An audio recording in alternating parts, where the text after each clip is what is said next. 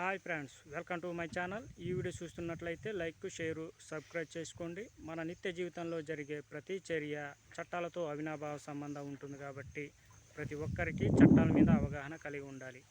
ఈరోజు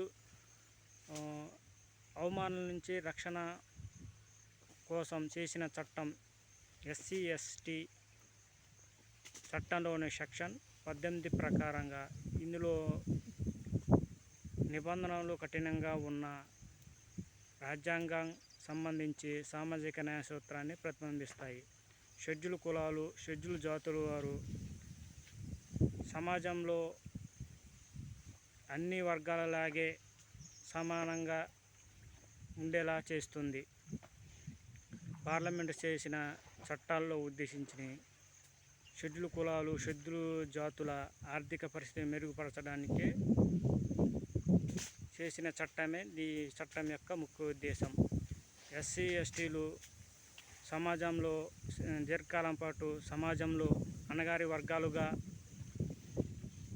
ఉన్న నేపథ్యంలో వారికి రక్షణ చర్యలు మెరుగుపరిచే విధంగా, అలాగే ఎస్సీ ఎస్టీలు వారి పౌర హక్కులు కోల్పోకుండా అవమానాలు, హేళనలు, వేధింపులు గురి కాకుండా ఉండడం కోసం ఈ చట్టం యొక్క ముఖ్య ఉద్దేశం. సరే, ఉంటాం ఫ్రెండ్స్. ఈరోజు బాధితుకు మనకి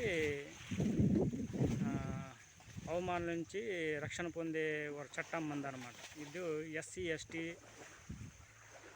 చట్టంలో సెక్షన్ 18. ఇది బాధితుకు ఇది నిబంధనలు కఠినంగా మతకన్నా ఇవి రాజ్యాంగపరంగా సామాజిక న్యాయ సూత్రాన్ని ప్రతిబింబిస్తాయన్నమాట. ఇటుకు షెడ్యూల్ కులాలు, షెడ్యూల్ జాతులు ప్రజలు సమాజంలో అన్ని వర్గాలలాగే ఇటుకు అన్ని కులాల వారు మత్తడిగే సమానంగా వాళ్ళందరికీ ఇచ్చిందనమాట ఈ చట్టం.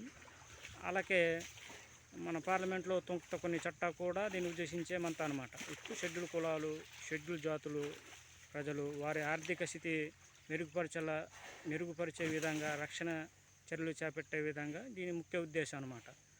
ఇటుకు ఎస్సీ ఎస్టీలు దీర్ఘకాలం పాటు సమాజంలో అణగారి వర్గాలుగా ఉన్న నేపథ్యంలో వారికి రక్షణ కల్పించే విధంగా కూడా మంత అన్నమాట ఈ చట్టం. ఇటుకు ఎస్సీ ఎస్టీలు మనకు పౌర హక్కులు కోల్పోకుండా, అలాగే హేళనలు తొంగకుండా, అవమానాలు ఎదుర్కోకుండా, వేధింపులు గురి కాకుండా ఉండడం కోసం ఈ చట్టం ముఖ్య ఉద్దేశం అన్నమాట.